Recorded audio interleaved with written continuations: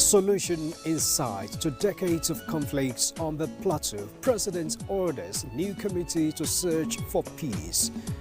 And another step towards fixing power sector as President Tinubu chairs Task Force Committee on Reforms. Hello and welcome to Executive Recap on the Nigerian Television Authority, NTA. I am Musbad and Wahab. Thanks a lot for joining us on the show.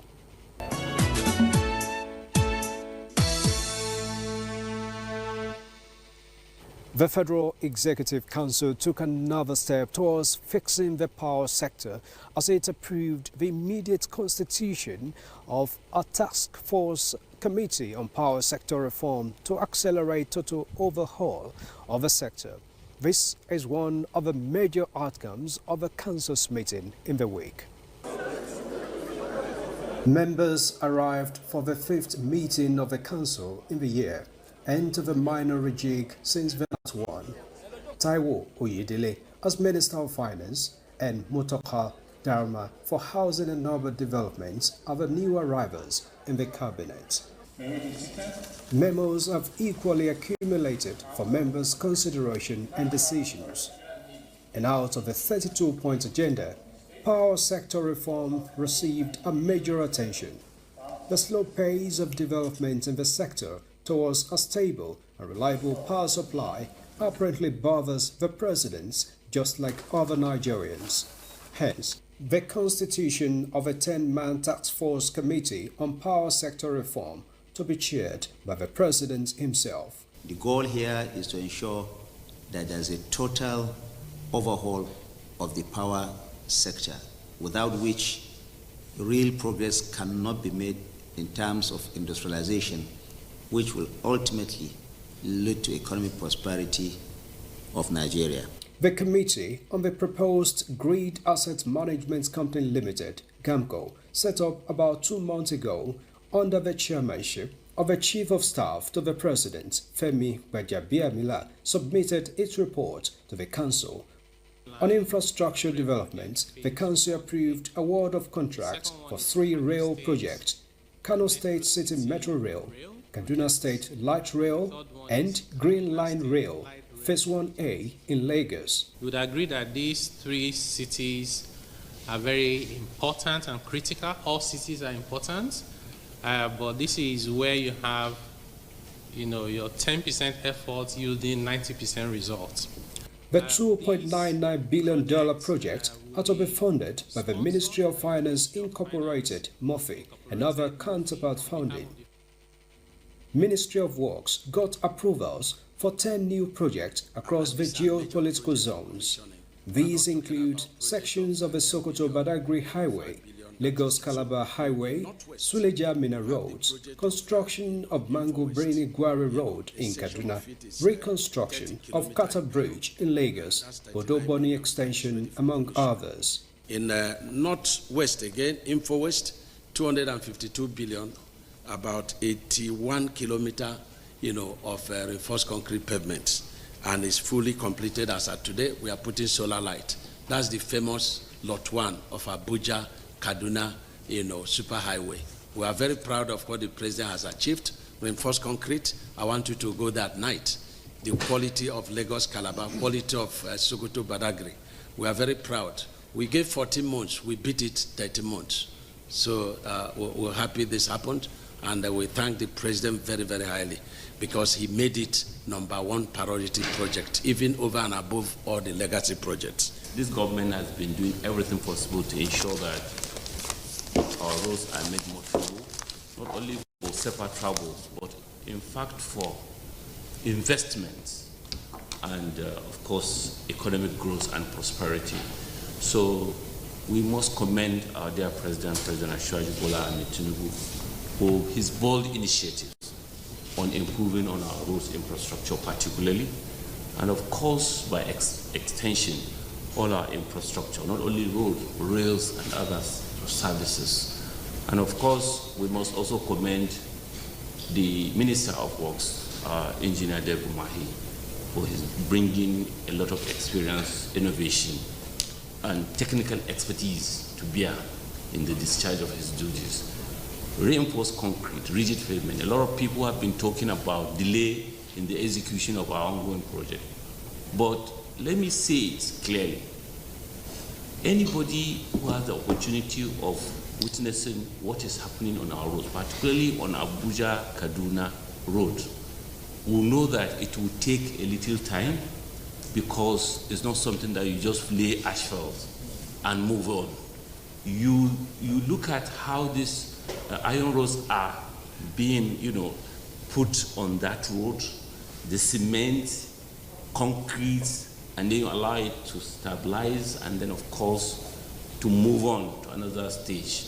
In the aviation sector, the council approved the establishment of a Nigeria aircraft leasing company to support and strengthen private investors in the sector. Now, this will be an SPV that will be wholly run by the private sector, that the private sector will invest in. In fact, we have ready investors already. They are just been waiting for this FEC approval.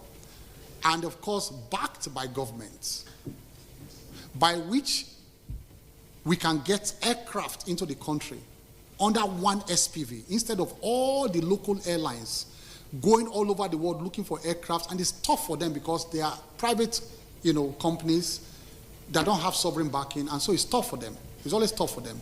I'm sure you see old aircrafts across the country sometimes, and delay, cancellations and all that.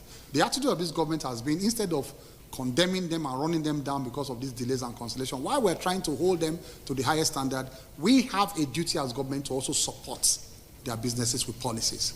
Now, what are we going to do? Now, this SPV, we have, let me not even mention the names here, you're going to hear the names in the next few weeks. Some of the biggest bodies in Africa, financial bodies, who are ready to invest in it, because we have the market, we have the traffic, we have the population, we have the routes. So this is the franchise we are selling to the world. This is the franchise Nigeria has that we're selling to the world. If we don't have money, we have the franchise. And we have the geographical location. So these investors, they know that the aircrafts will boost the markets. Most especially where you see that 95% of our traffic in Nigeria, they are being, ferried by foreign airlines. That market is a Nigerian market, but fed upon by foreign airlines. We want to tap into that market. The Nigerian airlines, we have to tap into that market and claw some back. The council also approved the terms of settlement to resolve a 20-year-old dispute with Bicotning, a private company, over the development, management, and operation of Murtala Mohammed Airport Terminal 2 in Lagos. Some of these agreements were signed, some outrageous agreement. When I came and I saw them, I wondered how certain persons in government sat down and signed these agreements. But of course, government is a continuum. We were stuck with these agreements and we had to find a way out of it. There was also an agreement where they said that he had exclusive rights to run a private airport around Lagos. So no other person could build a private airport around, some radius around Lagos. And so that also puts the Lekki airport in danger. In fact, one of the issues that stalled the Lekki airport to be built by the Lagos state government over the years, because Bicotning claimed that it was a breach of his own agreement, that no other person should run a private airport around it. So we sat down to discuss, and frankly, and first, I told him, write off the 132 billion plus interest. Nobody's going to pay you that. He wrote it off. So Babalakin wrote off the 132 billion outright. The local airports, that is the MM1, I told him, hand it back to the federal government. We cannot leave the entire operation of aviation, local operations in Lagos, which is our heartbeat, to a private individual. Government has to have some kind of control. He agreed with us, and he handed over that local airport back to the federal government. The issue of exclusivity, we also told him that, look, it is not right, even for security reasons, for you to have complete control over the domestic, market in Lagos. He agreed. So that exclusivity clause, we removed it. So these were the concessions made by Bicotning headed by Babalaki. So we thank him for his patriotism because we actually made him to make all of those concessions. And we sat there in the spirit of brotherhood because, like I said, we are both members of the INABA, and we understood some of these judgments and how they can play out and the effect of these judgments. So it was important that we both spoke on this. On the other hand, what did we give to him? The Hotel and Conference Center, you can see the carcass there that has been there for many years. I think it was revoked by Jonathan's government, also I can't remember Yar'Adua's government. We gave it back to him. It's okay. Complete and run it on a shared basis with the federal. So it's not even exclusive. We are still going to benefit from that, the federal government. So he has 24 months under the new agreement to complete that conference center and hotel, the 5-star hotel, opposite, I'm sure you all know it, opposite the MM2. Complete it and run it within 24 months. And we told him we will not tolerate any delay again. So that place, the whole eyesore there with the uncompleted building will be gone. Let us have a proper hotel, which will, of course, benefit the entire Erythropolis around there.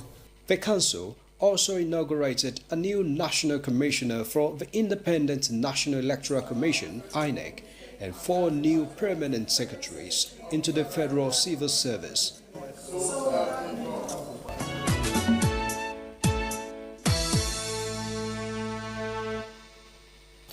In politics, President Bola Tinubu officially endorsed the candidacy of Deputy Governor Obafemi Hamzat as recommended by the Lagos State Governors Advisory Council (GAC) for the 2027 governorship election.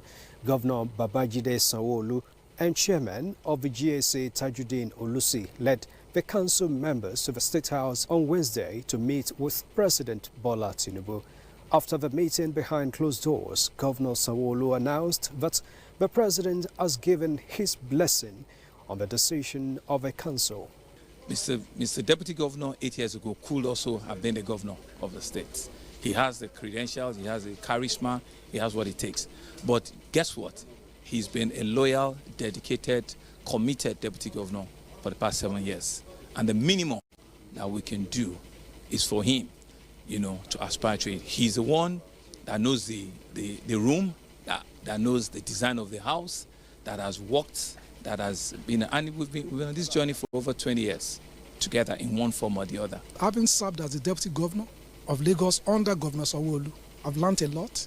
I have a lot of experience. Like he said, I know the room. So with God's blessings and the support of all my fathers here, I really don't have any fear. The GSA members explained that the existing political structure in Lagos State made the decision easy to arrive at the choice. It is part of the system that we should come together, put our heads together and take a course of action. President Bola Tinubu also met with Governor Babagana Umara Zulum of Borno State behind closed doors. Details of their meeting were not made public.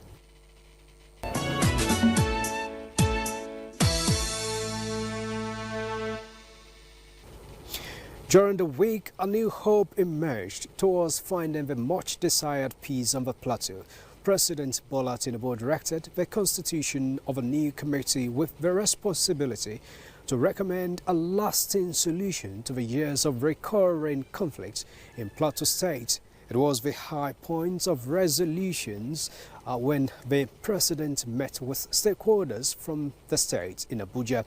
The meeting is the longest President Tinubu has ever had with stakeholders from any state, with about 4 hours spent in sessions.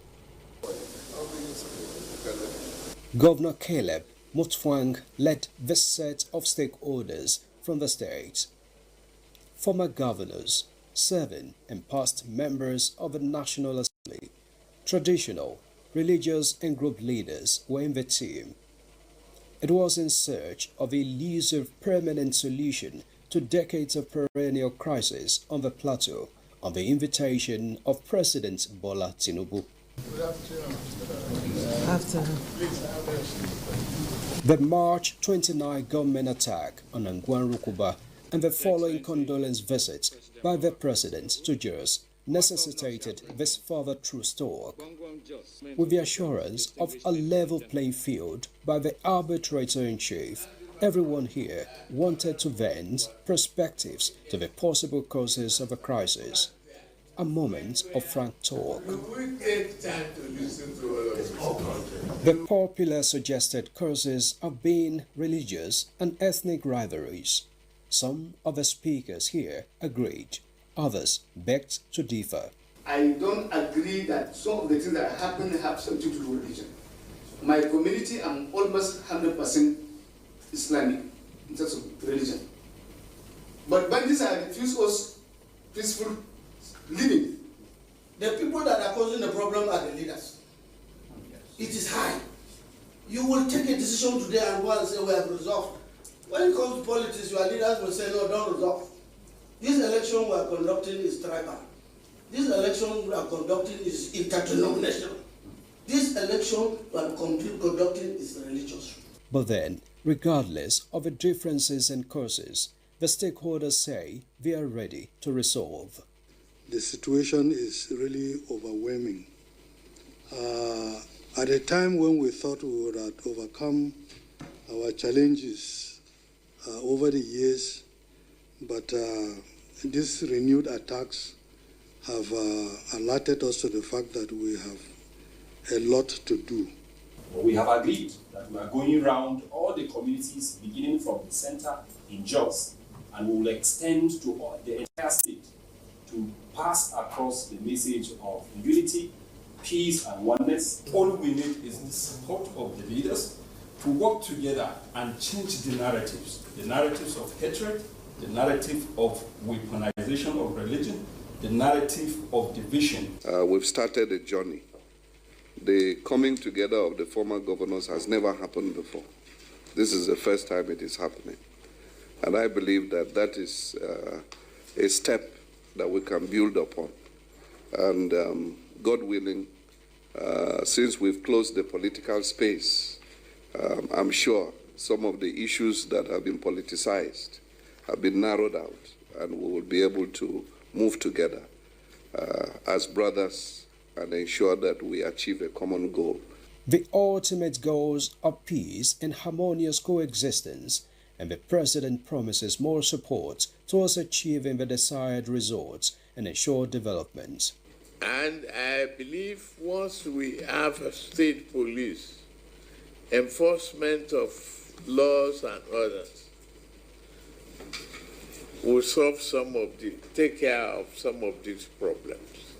For us to stop creating widowers,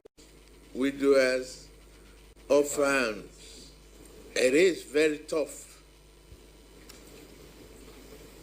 to develop if you don't have a peace. He directed another critical step in this direction. And we, as the president, order you to go back. You have been appointed as the committee for peace. Go and search for it, look for it, resolve any additional steps that you want the government to take.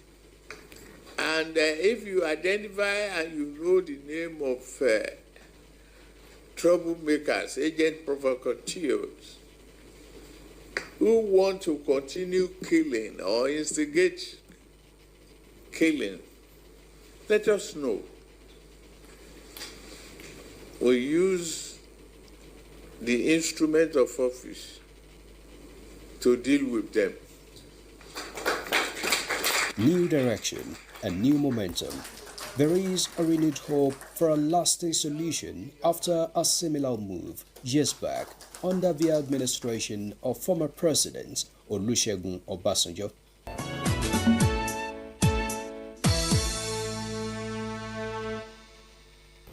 President Bola Tinubu says his administration's investment in gas development has achieved a major milestone in implementation.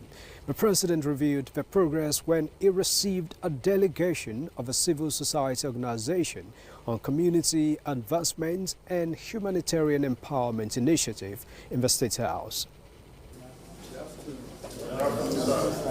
Members of the Civil Society Organization on Community Advancement and Humanitarian Empowerment Initiative have apparently been monitoring the current administration's policies and programs. Here was an opportunity to pass their report on observations, suggestions, and perhaps requests to the President. They commended various renewed hope initiatives, including the Student Loan Scheme, CNG, local government autonomy, climate action financing, among others. We've seen the policy of government in pushing effect for the farmers, and we've seen the policy of the government in importation of the food, and this has been what has been given Nigerians hope in terms of pushing that as caused by the food scarcity. On the climate change, before now, Nigeria is not on global radar, but now Nigeria is number 4 in Africa. But then, they expect improvement on efforts towards reducing high cost of living, security and humanitarian services, among others. President Tinubu also reported on the progress of his reforms, saying that Nigeria has moved on from crawling economy to surviving, with evidence of improvement in foreign direct investments and infrastructural development. Nigeria is now a high destination for investments. Absolutely. I have not seen the history of this nation in the last 10 years attracting up to 10 billion or 2 billion in hydrocarbon investment opportunity. It is happening now as I'm talking. I've just received good news that our gas investment has crossed the most difficult river, across the Niger. And we are moving very well and effectively on that. Just as he commended the organization for their level of inquisitiveness to governance, he suggests their searchlight be extended on governments across levels. Take effort to the subnationals, and so that they can do more for our people. There is no time in the history of this country in the last 10 political years where the state are as buoyant as I am driving them today. Once again, President Tinubu assures that his administration would deliver a country to be proud of.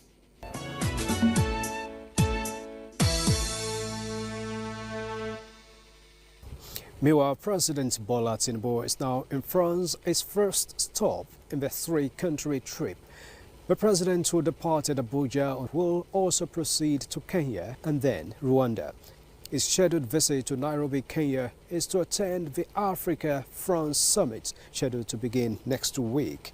Co-chaired by President Emmanuel Macron and President William Ruto, the summit focuses on energy transition, green industrialization, digital transformation, restoring of global financing architecture, and climate action.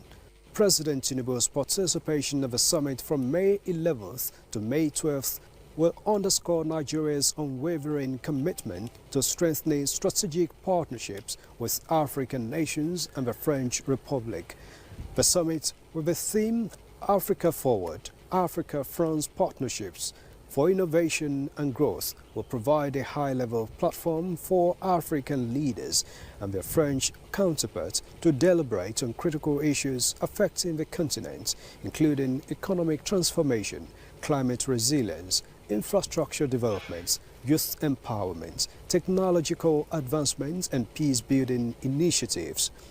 At the end of the Kenya summit, the president will depart for Kigali, Rwanda, to attend the annual Africa CEO Forum taking place between May 14th and 15th. With the theme Scale or Fail, this year's Africa CEO Forum will be the largest gathering of African private sector leaders, investors and policymakers focusing on accelerating economic transformation through shared scale, regional integration and increased cross-border investments. At the two summits, President Bola Tinubu will deliver statements highlighting his administration's ongoing reforms to reposition the nation as a prime destination for investments and growth. He is also scheduled to hold high-level meetings with top-tier global and African business leaders. And that has been it on Executive Recap for this week on the Nigerian Television Authority, NTA. Thanks a lot for being part of it. Join us again next week for another edition of the program. I'm Musbat and Wahab. God bless you and yours. God bless Nigeria.